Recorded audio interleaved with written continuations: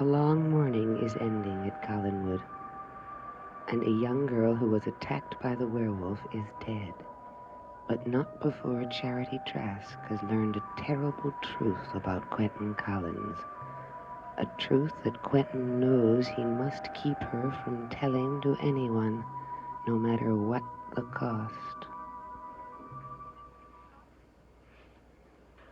Operator, I want the police, please. Yes, the police, as quickly as possible. Hello, police. I want to report an attack. Yes, would you send someone here as quick... Quentin. Why call them, Charity? My father told me. She's going to tell them nothing now. What do you mean? She's dead. Dead? You killed her. You killed her. I'm going to tell. I'm going to tell Father everything. Everything. Let me out. Quentin, let me out of here. Why, Charity? Are you afraid to be locked in alone with a beast, a murderer, a creature of the supernatural?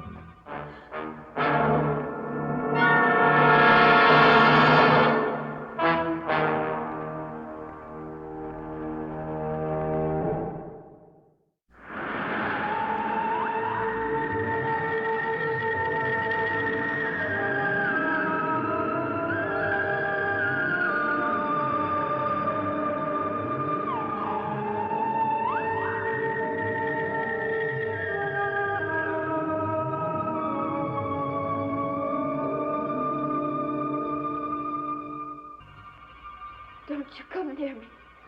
I'm not afraid of you. Lying's a sin, Charity. Murder is a far worse sin, Quentin, and you've murdered.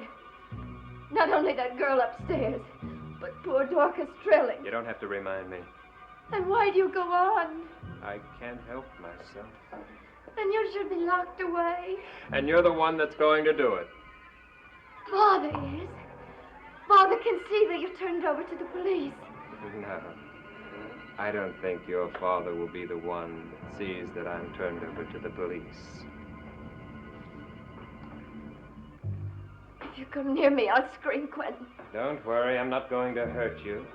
And you're not going to scream. Now sit down, we're going to talk. I don't want to talk to you. I said sit down. Now you've been working hard enough for this moment, Charity.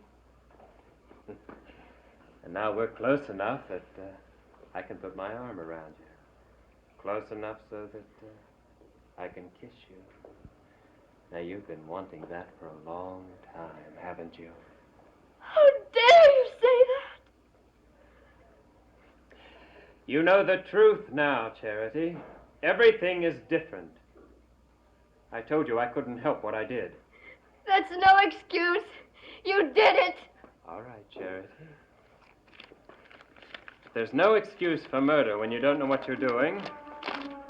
What excuse is there when a man coldly plots with someone else to murder his wife? Where did you get this? Never mind. The important thing is I have it. It's impossible. Why? Father burned it. And when it reappeared, he tore it up. Well, if I had any doubts about the truth of this confession, I certainly have none now. So Reverend Trask has had his encounter with the truth. That's not true. Why did he sign it? Father didn't sign this wicked thing knowingly. He was tricked into it by an enemy. Well, I would like to meet the enemy capable of tricking Gregory Trask. I hope you never do. It's Satan. Satan? Yes. Satan is determined to take over Collinwood, and Father is the only one who can stand up to him. Because Father wants Collinwood all for himself. Father wants only to help you. All of you.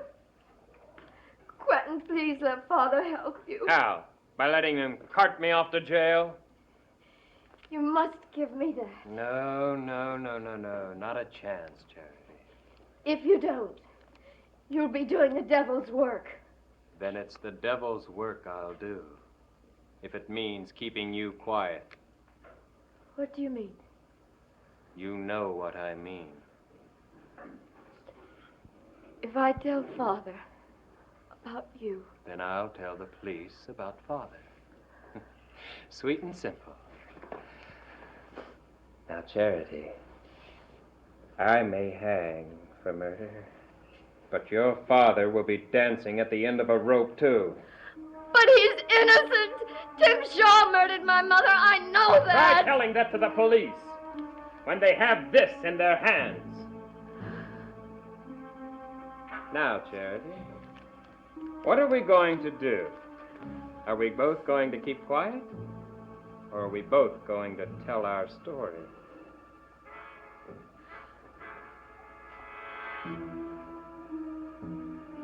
If I keep quiet, I'll be guilty of murder, too. Why?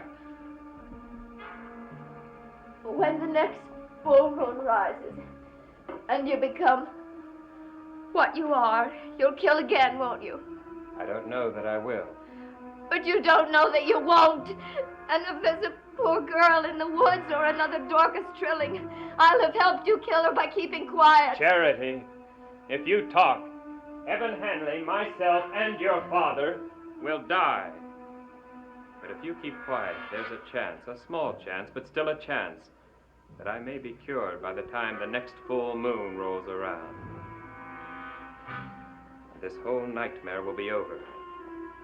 I don't know what to do. There'll be no more victims. I would like to go and pray for guidance. All right. You go and pray. But if you feel guided to your father, remember this paper I have in my pocket.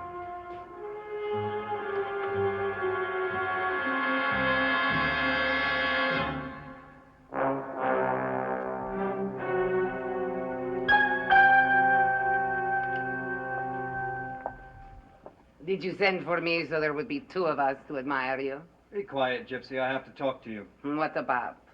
Tonight, when Barnabas rises from his resting place, I want to make sure you do nothing. I don't understand. Then let me explain it to you. Tonight, when you see Barnabas, make sure that you're, as always, the perfect servant, loyal friend, and trusty confidant. There must be nothing to make him suspect that things have changed since he left last night. Of course, I don't say nothing. But Barnabas, he ain't easy to fool. Then you'd better use every ounce of your gypsy cunning if you want to stay alive. And what will you use? I don't understand. Then let me explain it to you. I got my gypsy cunning. What do you have to protect you from Mr. Barnabas, huh? This has protected me in the past, and it'll protect me from any powers your Mr. Barnabas possesses. It's beautiful, isn't it? Yeah, it's beautiful. But its beauty is really in its strength and what it makes the person who wears it. He can do anything. All right. We both got something to protect us, I go. Wait a minute. There's one more thing. What? The hand. I want the hand. Tim Shaw, he has it. Then you'd better find Tim Shaw. Oh, he's somewhere. He hasn't just vanished from the earth. Maybe he's got a different face now. Maybe something worse than that has happened to him. Maybe the hand has done something more evil by now, huh? Gypsy, if you think that you know anything about this hand, you flatter yourself. Well, if you understand it so well, you go find it. Right now, I cannot. That's why I have to rely on people like you. Why? That's none of your business. Your business is to find the hand before time runs out. Before time runs out? For who? For Quentin? For me? Before time runs out for who? You mean When Petofi comes back. When will that be? Gypsy, don't waste your breath asking me questions. Ask someone who can help you find Tim Shaw.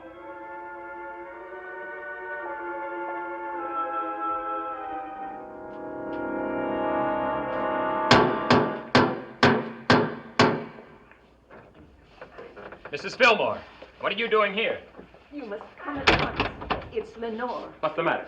I don't know. This morning she was fine. Then all of a sudden she developed a high fever, and now she's in a coma. I've only seen its like once before, when your little boy fell sick. What'd the doctor say? He's with her now. All right. You go on back, Mrs. Fillmore. I'll be there as soon as I can. What are you going to do? I'm going to try to find somebody that may be able to help. Now, please hurry.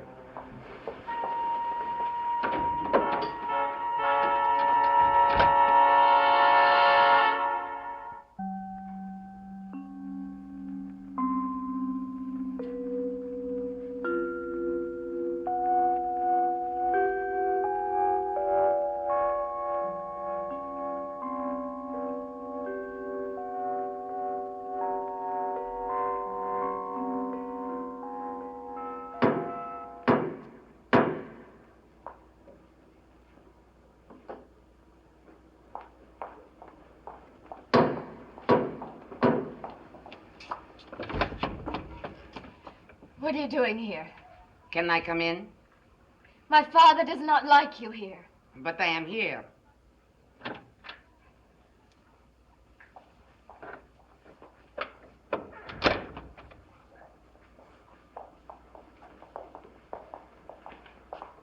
You're entertaining someone, huh? No, I'm quite alone. I smell brandy. Oh, I was having some brandy-filled chocolates. Someone sent them to Judith for Christmas. Chocolates?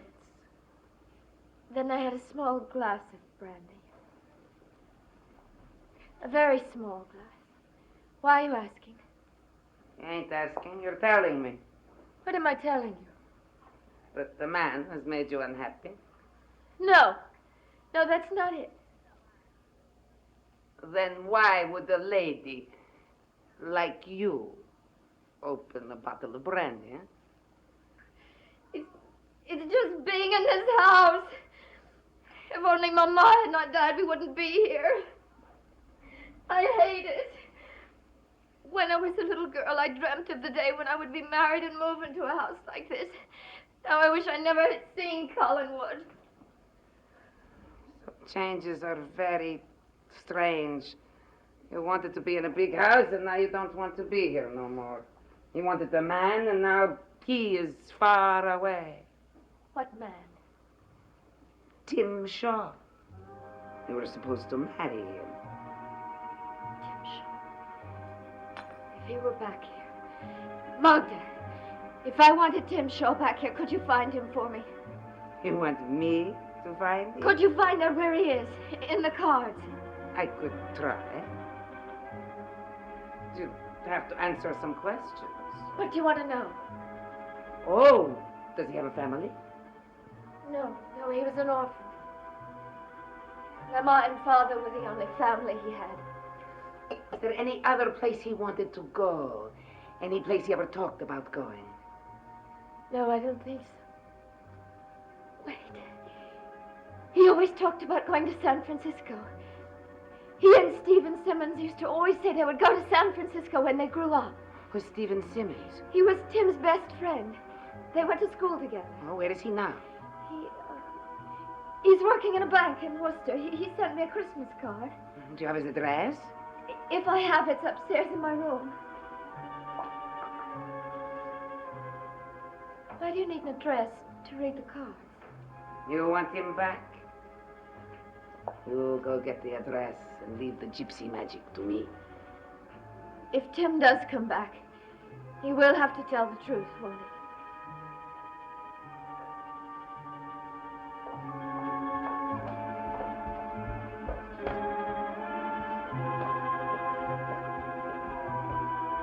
How did you hear? Hear what? The news about my daughter. She's dead? She's dying. But the same thing as my boy. Because she has gypsy blood. Because Madara Kosi loved her. She cannot die.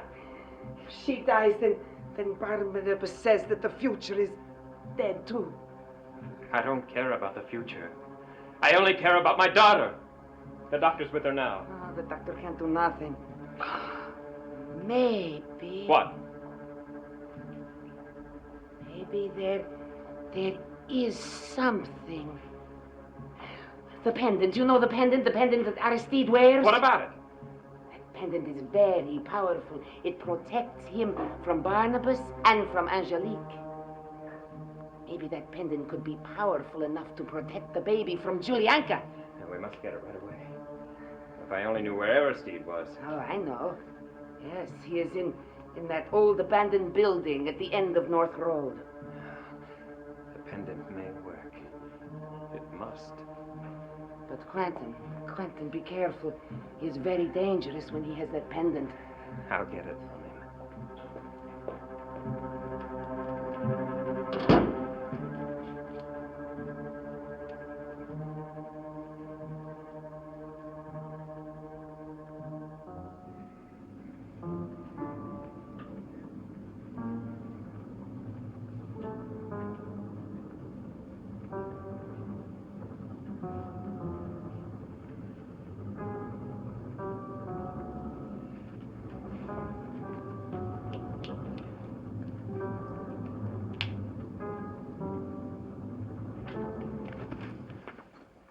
No, Mr. Collins.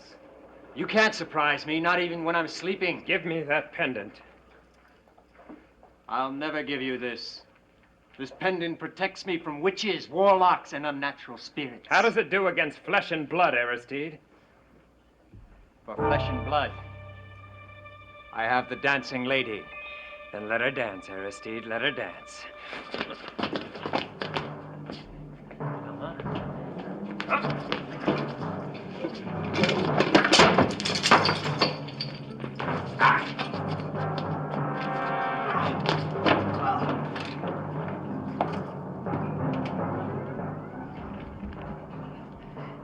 Pray God there's still time.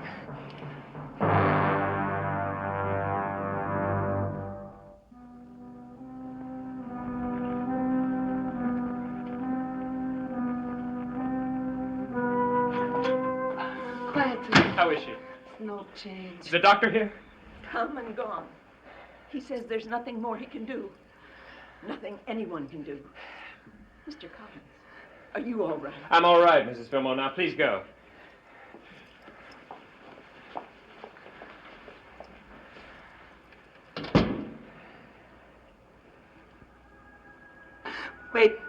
Wait a minute. What's the matter? Maybe it'll hurt her. Maybe it's an evil thing. We don't have time to hesitate, Magda. We got to do it no matter what happens. You're right. Do it. Go on.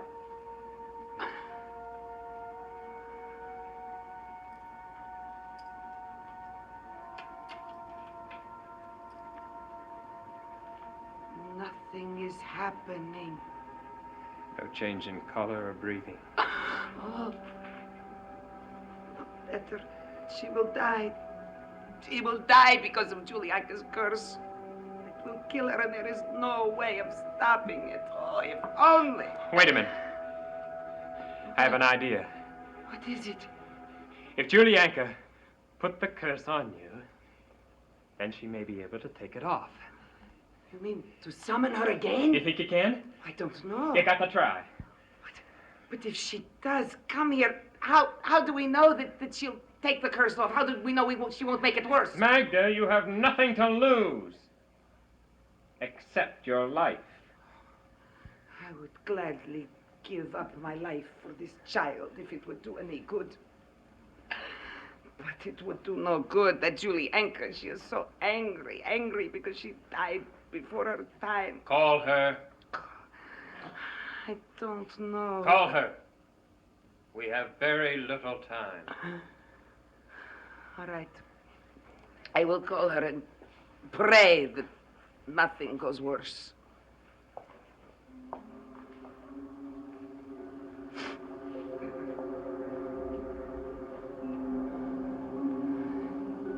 spirit of she who was on earth the gypsy Julianka of the Romana tribe.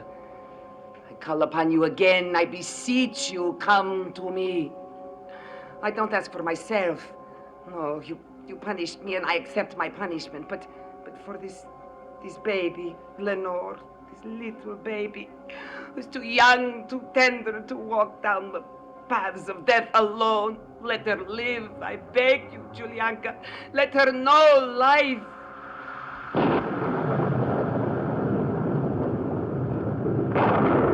What's happening?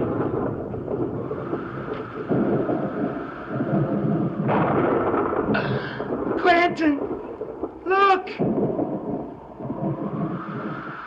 Bianca's come. Let us pray that she has come with pity for the child. No, not with pity, Magda.